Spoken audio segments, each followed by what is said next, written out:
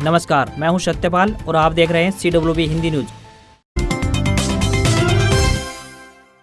मौसम update. Haryana, NCR, Delhi में बादलवाई सक्रिय होगा पश्चिमी विक्षोभ, यहां हो सकती है बारिश। मंगलवार 23 अगस्त को हरियाणा और NCR, दिल्ली में सुबह से ही बादलों ने डेरा जमा लिया और संपूर्ण इलाके में तेज हवाएं चलने से तापमान में गिरावट दर्ज की गई। पश्चिमी दक्षिणी राजस्थान और गुजरात में झमाझम बारिश देखने को मिल रही है। हालांकि इस मौसम प्रणाली का आंशिक प्रभाव दक्षिण हरियाणा और NCR, दिल्ली के हिस्सों पर देखने को मिला। हरियाणा व NCR, दिल्ली में सुबह से ही मौसम खुशनुमा और सुहावना बना रहा, क्योंकि मौजूदा मौसम प्रणाली द्वारा संपूर्ण इलाके पर बादलवाई और 20 से 25 किलोमीटर प्रति घंटे की रफ्तार से हवाएं चली, जिससे तापमान में गिरावट दर्ज की गई है। वहीं मंगलवार रात्रि को भारत के उत्तर पर्वतीय क्षेत्रों में एक ताजा कमजोर पश्चिमी विक्षोभ सक्रिय होने से बुधवार यानी आज हरियाणा के उत्तरी जिलों में हल्की बारिश की संभावना बन रही है, जबकि NCR, दिल्ली और शेष हरियाणा में कुछ एक स्थानों पर हल्की बिखराव वाली बारिश दर्ज की जाएगी। इस दौरान आंशिक बादलवाई रहेगी और तेज गति से हवाएं भी चलती रहेंगी। आने वाले दिनों में देश के उत्तरी मैदानी राज्यों में विशेषकर हरियाणा व NCR, दिल्ली में भी बारिश की संभावनाएं बन रही है।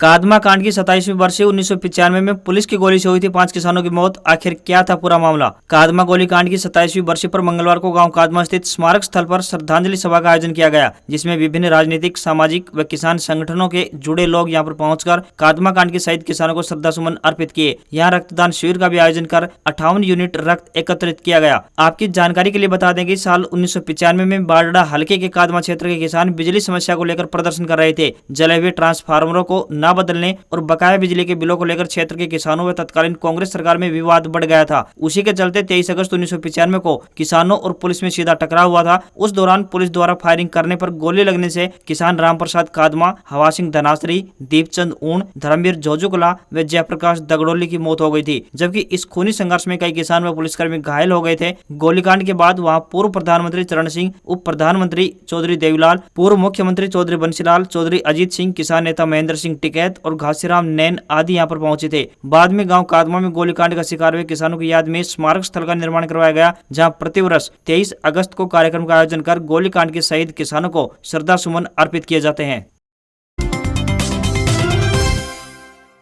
PM मोदी आज हरियाणा में अमृता अस्पताल का करेंगे लोकार्पण। 3000 से ज्यादा पुलिसकर्मी तैनात, बंद किए कई रास्ते। प्रधानमंत्री श्री नरेंद्र मोदी बुधवार को फरीदाबाद में अमृता अस्पताल का लोकार्पण करेंगे। राज्यपाल बंडारू दत्तात्रेय व मुख्यमंत्री मनोहर लाल खट्टर फरीदाबाद पहुंचने पर प्रधानमंत्री का स्वागत करेंगे। प्रधानमंत्री के आगमन की तैयारियों का मंगलवार को मुख्यमंत्री के अतिरिक्त प्रधान सचिव डॉक्टर अमित कुमार अग्रवाल ने जायजा लिया। प्रधानमंत्री के आगमन को लेकर ग्रेटर फरीदाबाद स्थित सेक्टर 88 में सुरक्षा के कड़े इंतजाम किए गए हैं। साथ ही कार्यक्रम स्थल पर आसपास के क्षेत्र में हरियाणा सरकार ने मेजबानी के लिए खास इंतजाम किए हैं। दूरदर्शन के माध्यम से इस कार्यक्रम का सीधा प्रसारण भी किया जाएगा। इसके लिए 10 कैमरों की व्यवस्था की गई है। इसके अलावा कार्यक्रम को कवरेज करने के लिए आने वाले पत्रकारों के लिए प्रेस गैलरी में 250 से अधिक मीडिया कर्मियों के बैठने की व्यवस्था है और इलेक्ट्रॉनिक राइजर सहित इंटरनेट की व्यवस्था भी समारोह स्थल पर की गई है। शहर में धारा 144 लागू है, जिसके चलते शहर में किसी भी प्रकार से ड्रोन उड़ाने पर पूर्ण रूप से पाबंदी रहेगी। वहीं प्रधानमंत्री के दौरे के मद्देनजर 4 सड़कों sector 28, 19 dividing, master road, Agra नहर वाली सड़क और मंझावली रोड को सुबह 8 बजे से लेकर दोपहर 2 बजे तक बंद रखा जाएगा। अमृता अस्पताल की तरफ से आने वाले सभी रास्तों पर नाकाबंदी की गई है। वहीं प्रधानमंत्री की सुरक्षा में करीब 3000 से अधिक पुलिसकर्मी तैनात रहेंगे। पुलिस ने प्रधानमंत्री के रूट के साथ ही एक वैकल्पिक मार्ग भी बनाया है, ताकि किसी भी तरह की कोई परेशानी आने पर उसका इस्तेमाल किया जा सके। हरियाणा में शुरू करें इस ड्राई फ्रूट की खेती, प्रति एकड़ मिलेगी 1,40,000 रुपए की सब्सिडी। बागवानी करने वाले किसानों को प्रोत्साहित करने के लिए हरियाणा सरकार ने अब खजूर की खेती को बढ़ावा देने के प्रयास शुरू कर दिए हैं। खजूर के पौधे लगाने वाले किसानों को प्रदेश सरकार की ओर से प्रति एकड़ 1,40,000 रुपए सब्सिडी देना शुरू कर दिया है, जो किसान को 3 बार में मिलेगी। बागवानी विशेषज्ञों के अनुसार दक्षिण हरियाणा की रेतीली जमीन में खजूर की खेती किसानों को मालामाल कर सकती है। बागवानी विभाग ने प्रयोग के तौर पर रेवाड़ी जिले के 2 गाँव में खजूर के पौधे लगवाए हैं। बागवानी के नाम पर किसान अमरूद, किन्नू व नींबू की फसलों पर जोर देते आए हैं। इनकी संख्या भी जिले में काफी कम है। किसान को पौधे लगाते समय पहली किस्त के रूप में 80,000 रुपए दिए जाएंगे, वहीं दूसरी और तीसरी साल 28,000 रुपए दिए जाते हैं। बागवानी विशेषज्ञों के अनुसार 1 एकड़ में खजूर के 62 पौधे लगाए जाते हैं। पौधे से पौधे की दूरी 25 फीट होती है। सरकार की शर्त है कि किसान नेशनल हॉर्टिकल्चर लैब की नर्सरियों से ही पौधे खरीदेंगे। इन पौधों में 3 नर और 59 पौधे मादा लगाए जाते हैं। एक पौधे की कीमत की बात करें तो 4 से 4,500 रुपए तक होती है। खजूर के पौधे लगाए जाने के बाद नष्ट होने की आशंका कम होती है। प्रति पेड़ 70 से लेकर 100 किलोग्राम तक खजूर पैदा करता है, जिससे 1 एकड़ में 50 क्विंटल तक खजूर पैदा होने की संभावना होती है। बाजार में इसे जैम, चटनी, अचार और बेकरी उत्पादों में यूज किया जाता है, जिससे इसका भाव अधिक होता है। बागवानी विशेषज्ञों के अनुसार खजूर का उत्पादन 5 साल में शुरू हो जाता है। अच्छी अनुदान राशि और बाद में अच्छी कमाई के चलते किसानों को खजूर उत्पादन की ओर ध्यान देना चाहिए। खरखोदा में 28 अगस्त के दिन मारुति प्लांट का शिलान्यास करेंगे पीएम मोदी। हजारों युवाओं को मिलेगा रोजगार। सोनीपत के खरखोदा में स्थापित होने वाला IMT दुनिया का सबसे बड़ा औद्योगिक क्षेत्र होगा। इस क्षेत्र में लगभग 900 एकड़ में स्थापित होने वाली मारुति सुजुकी उद्योग का शिलान्यास 28 अगस्त को प्रधानमंत्री श्री नरेंद्र मोदी वीडियो कॉन्फ्रेंस के द्वारा करेंगे। मारुति कंपनी का प्लांट शुरू होने के बाद पहले चरण में खरखोदा IMT से जुड़े उद्योगों के कारण करीब 1 लाख लोगों को प्रत्यक्ष व अप्रत्यक्ष रूप से यहाँ रोजगार मिलने वाला है। औद्योगिक क्षेत्र के साथ साथ शिक्षण संस्थान, आवास, अस्पताल की स्थापना होगी। यहाँ तक कि राशन, चाय व जलपान की दुकान चलाने वालों के लिए भी अच्छे अवसर मिलने वाले हैं। कार्यक्रम में हरियाणा के मुख्यमंत्री मनोहर लाल खट्टर व उप मुख्यमंत्री दुष्यंत चौटाला मौजूद रहेंगे। शिक्षक संगठनों और हरियाणा के शिक्षा मंत्री कंवरपाल गुर्जर के हरियाणा निवास में बैठक आयोजित की गई। इस दौरान शिक्षा विभाग के आला अधिकारी भी मौजूद रहे। मंत्री का कहना है कि इस संबंध में सभी एसोसिएशन पदाधिकारियों को संतुष्ट किया गया है। तबादला पॉलिसी को लेकर एक निश्चित फार्मूला बनाया गया है। उन्होंने यह भी कहा कि 134 से समाप्त किया और उसका विकल्प चिराग योजना है, ताकि गरीब परिवार के बच्चे भी प्राइवेट स्कूल में पढ़ सके। चिराग योजना के तहत 361 स्कूलों ने बच्चे पढ़ने की जिम्मेदारी ली है, जिनमें से 1668 की एडमिशन हो चुकी है। इससे कोई निजीकरण नहीं हो रहा है। हमारा अनुमान है कि रेशनलाइजेशन के बाद जो 35,000 पोस्ट खाली थी वह 15,000 पोस्ट खाली रह जाएंगी। शिक्षा मंत्री कंवरपाल गुर्जर ने कहा है कि प्रदेश के मॉडल संस्कृति स्कूलों में जिन अध्यापकों ने 5 साल पूरे कर लिए हैं, उनको भी ऑनलाइन ट्रांसफर ड्राइव में शामिल होना अनिवार्य होगा। उन्होंने कहा कि ऑनलाइन ट्रांसफर ड्राइव में जिन अध्यापक को पसंद का स्टेशन मिल गया है, उन्हें स्टेशन अलॉट कर दिया जाएगा और जिन अध्यापकों को नहीं मिला, उनके लिए ट्रांसफर ड्राइव को दोबारा खोला जाएगा। ऑनलाइन ट्रांसफर ड्राइव की तिथि को बढ़ाकर 24 अगस्त कर दिया गया है। गृह मंत्री अनिल विज का मनीष सिसोदिया पर तंज। हरियाणा के गृह मंत्री अनिल विज ने आम आदमी पार्टी के नेता और दिल्ली के उप मुख्यमंत्री मनीष सिसोदिया पर बयानी हमला करते हुए कहा कि सिसोदिया को पार्टी में लेकर पार्टी को गंदा नहीं कर सकते। विज ने कहा सिसोदिया सेल्फ सजेशन दे रहे हैं कि उन्हें पार्टी में लो और उनके केस वापस ले लो। विज ने सिसोदिया से प्रश्न करते हुए कहा कि वो बताएं उन्हें भाजपा के किस नेता ने पार्टी में आने का न्योता दिया। सिसोदिया पर भले ही भाजपा नेता कितना ही आक्रामक रुख अपना रहे हो, लेकिन केजरीवाल सिसोदिया की तारीफ करने से नहीं हटते और उन्हें शिक्षा के क्षेत्र में अच्छा काम करने के लिए भारत रत्न अवार्ड से सम्मानित करने की बात कह रहे हैं। अनिल विज ने केजरीवाल के इस बयान पर भी तीखी प्रतिक्रिया दी और व्यंग्यात्मक तरीके से एक कहानी सुनाते हुए कहा कि मेरा एक दोस्त होता था, वो जब भी परीक्षा में जाता था तो प्रश्न कोई भी पूछो वो माय बेस्ट फ्रेंड का निबंध लिख आता था, क्योंकि उसको उसके सिवा कुछ आता भी नहीं था। विज ने केजरीवाल पर आरोप लगाते हुए कहा कि बात तो भ्रष्टाचार एक्साइज पॉलिसी की हो रही है। आरोप एक्साइज पॉलिसी पर लगाए जा रहे हैं और उसके बारे में आप एक भी शब्द नहीं बोल रहे हैं और कभी शिक्षा नीति तो कभी स्वास्थ्य की बात करते हो। भाजपा नेत्री और अभिनेत्री सोनाली फोगाट का दिल का दौरा पड़ने से गोवा में निधन हो गया है। सोनाली फोगाट की मौत के बाद ही उनके फैंस ये मानने को तैयार नहीं है कि ये एक सामान्य मौत है। अब उनकी बहन ने मीडिया से बातचीत में भी मौत को साजिश करार दिया है। सोनाली फोगाट अपने पीछे 18 साल की बेटी यशोधरा को छोड़कर गई है। उनके पति संजय फोगाट की मौत साल 2016 में संदिग्ध परिस्थितियों में हुई थी। मौत के बाद कांग्रेस और आम आदमी पार्टी ने CBI या रिटायर्ड जजों के एक पैनल से मौत की जांच कराने की मांग की है। वहीं हरियाणा कांग्रेस अध्यक्ष उदय भान ने ट्वीट करते हुए सोनाली फोगाट की मौत पर शोक व्यक्त किया और राज्य सरकार से इस मामले में CBI जांच कराने की मांग की है। आपको यहाँ पर यह भी बता दें कि सोनाली फोगाट की बहन का तो यहाँ तक भी कहना है कि उनकी बहन ने मां को बताया था कि सोनाली को लग रहा था कि उसके शरीर पर किसी ने कुछ करवा दिया है, कुछ गड़बड़ हो रही है। बाद में तो सुबह फोन आया कि वो नहीं रही। उनकी इस आकस्मिक मौत पर बीजेपी के दिग्गज नेताओं समेत अन्य पार्टियों के नेताओं ने गहरा शोक जताया है। अच्छी खबर, हिसार एयरपोर्ट से मार्च तक शुरू होंगी फ्लाइट। करनाल मेरठ हाईवे का निर्माण पूरा, जल्द होगा उद्घाटन। हरियाणा के लोक निर्माण विभाग द्वारा करनाल मेरठ सड़क NH 709A को 6 लेन या 4 लेन का चौड़ा करने का कार्य पूरा हो गया है। इसके निर्माण पर 151 करोड़ से अधिक खर्च हुए हैं और जल्द इसका उद्घाटन किया जाएगा। बैठक में बताया गया कि हिसार में MRO बनने से जहाजों के ठीक करवाने के लिए अधिक दूरी तय नहीं करनी पड़ेगी। इससे समय और संसाधन की बचत होगी। हिसार एयरपोर्ट आगामी मार्च तक कार्यरत हो जाएगा और फ्लाइट प्रारंभ हो जाएगी। इसके अलावा जींद तथा महेंद्रगढ़ जिले के कोरियावास में सरकारी मेडिकल कॉलेज का निर्माण कार्य आगामी साल तक पूरा कर लिया जाएगा। वहीं रेवाड़ी नारनौल से रेवाड़ी झज्जर तक लिंक रोड का निर्माण इसी वर्ष पूरा हो जाएगा।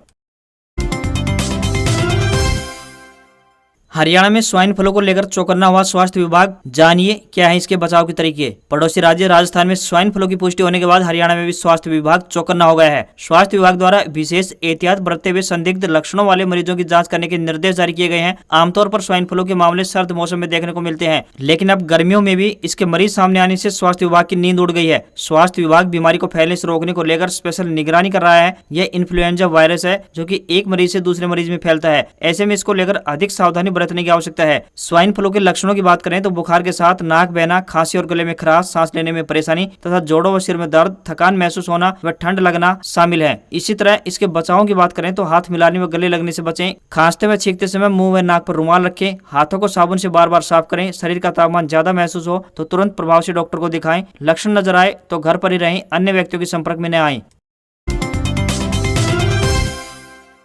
हरियाणा में ऑनलाइन राशन कार्ड बनाने की प्रक्रिया फिर होगी शुरू। 1.5 साल से थी बंद। हरियाणा में पिछले 1.5 साल से आम जनता के राशन कार्ड नहीं बन रहे हैं, लेकिन लंबे समय के बाद कुरुक्षेत्र और हिसार में एक बार फिर से यह प्रक्रिया आरंभ हो गई है। दूसरी तरफ दूसरे जिलों की बात करें तो लोगों का इंतजार अभी खत्म नहीं होने वाला है। तो वहीं खाद्य एवं आपूर्ति विभाग ने पूरे राज्य में राशन कार्ड बनाने की फाइल सरकार को नहीं भेजी है। सरकार से मंजूरी मिलने के बाद ही राज्य में राशन कार्ड बनाने की प्रक्रिया शुरू की जाएगी। जानकारी के मुताबिक इस बार सभी राशन कार्ड ऑनलाइन किए जाएंगे, लेकिन इस बार खास बात यह है कि BPL और AA कार्ड में परिवार को पहचान पत्र में दर्ज आय के अनुसार बनाया जाएगा। आपको बता दें कि AA कार्ड उन परिवारों के लिए बनाए जाएंगे जिनकी सालाना आय 1,20,000 रुपए है। वहीं 1,20,000 से लेकर 1,80,000 रुपए सालाना आय वाले लोगों के लिए कार्ड बनाए जाएंगे। इसके लिए सभी पात्र उम्मीदवारों को ऑनलाइन आवेदन करना होगा। आपको बता दें कि राज्य सरकार ने फरवरी 2022 में परिवार पहचान पत्र की वजह से नए राशन कार्ड बनाने पर रोक लगा दी थी।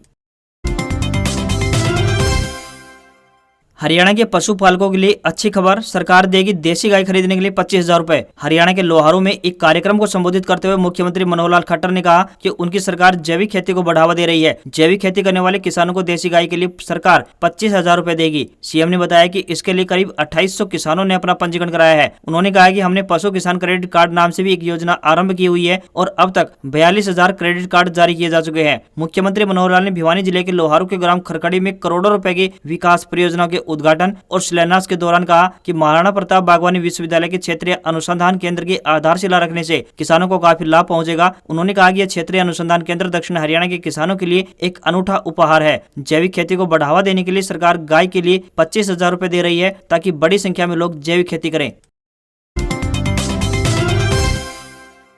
NDTV में अडानी की हिस्सेदारी, अडानी ग्रुप का 29% स्टेक लेने का ऐलान। अडानी ग्रुप का 29% स्टेक लेने का ऐलान। 2 घंटे बाद NDTV की CEO बोली, हमसे कोई बात नहीं हुई। एशिया के सबसे अमीर बिजनेसमैन गौतम अडानी NDTV में 29.18% की हिस्सेदारी खरीदने जा रहे हैं। मंगलवार शाम को अडानी ग्रुप ने इसका ऐलान किया। AMG मीडिया नेटवर्क लिमिटेड यानी AMNL की सहायक कंपनी विश्व प्रधान कॉमर्शियल प्राइवेट लिमिटेड यानी VCPL के जरिए यह इनडायरेक्ट स्टेक लिया जाएगा। AMG media Adani enterprises limited यानी AEL की ही सब्सिडियरी है। अडानी ग्रुप ने शाम को करीब 6:10 पर NDTV में स्टेक लेने का ऐलान किया। इसके करीब 2 घंटे बाद NDTV की CEO ने इंटरनल मेल जारी करके कहा कि अडानी की तरफ से मीडिया ग्रुप में स्टेक लेने की खबर चौंकाने वाली है। इस बारे में हमें न कोई जानकारी दी गई है और न ही कोई बातचीत की गई है। ग्रुप की CEO ने इस मामले में रेगुलेटरी और कानूनी कदम उठाने की बात कही है। NDTV भारत का एक लीडिंग मीडिया हाउस है जो 3 नेशनल न्यूज चैनल्स यानी NDTV 24/7, NDTV इंडिया और NDTV प्रॉफिट को ऑपरेट करता है। इसके मजबूत ऑनलाइन प्रेजेंस भी है और यह अलग अलग प्लेटफॉर्म्स पर 3.5 करोड़ से ज्यादा फॉलोअर्स के साथ सोशल मीडिया पर सबसे ज्यादा फॉलोअर्स किए जाने वाले न्यूज हैंडल्स में से एक है। अब बात करें अडानी ग्रुप की तो लंबे समय तक कोयला और इंफ्रास्ट्रक्चर प्रोजेक्ट में निवेश करने के बाद अडानी ग्रुप अब राइस से लेकर travel portal, media, green energy और सीमेंट कंपनियों का अधिग्रहण करके कारोबार को डाइवर्सिफाई कर रहा है। ब्लूमबर्ग द्वारा जुटाए गए डेटा के मुताबिक पिछले साल भर में ग्रुप ने 1.31 लाख करोड़ रुपए से 32 से ज्यादा सौदे किए हैं। अब यह एशिया प्रशांत क्षेत्र में सबसे ज्यादा सौदे करने वाले समूहों में शुमार हो गया है।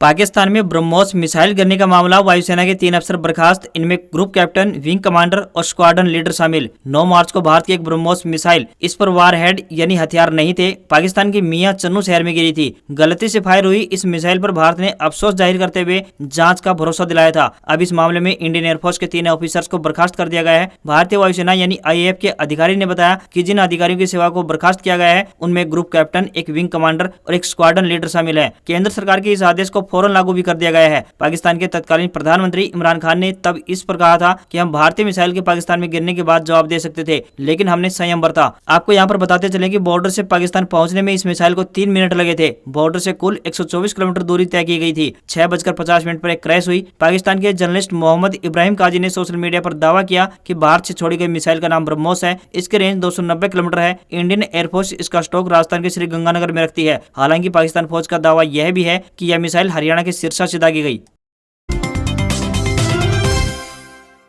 शेयर बाजार में रही तेजी, सेंसेक्स फिर 59,000 के पार निकला, डॉलर के मुकाबले रुपया हुआ कमजोर। शेयर बाजार में तेजी देखने को मिली है। सेंसेक्स 257 अंक चढ़कर 59,031 पर बंद हुआ। निफ्टी की बात करें तो 86 अंकों की बढ़त के साथ 17,577 पर बंद हुआ। कारोबार में निफ्टी आईटी को छोड़कर banking, auto, metal, FMCG, oil and gas, consumer durables में शानदार खरीदारी नजर आई। तो वहीं दूसरी ओर सराफा बाजार में सोने में मामूली तेजी दिखाई दी। 24 कैरेट सोने का दाम 51,421 रुपए प्रति 10 ग्राम पर बंद हुआ। हालांकि चांदी की चमक थोड़ी फीकी रही, यह 55,000 रुपए प्रति किलोग्राम पर पहुंच गई। रुपया भी डॉलर के मुकाबले 5 पैसे कमजोर होकर 79 रुपए 99 पैसे के स्तर पर बंद हुआ। आज खबरों में बस इतना ही। देखते रहिए CWB हिंदी न्यूज। नमस्कार।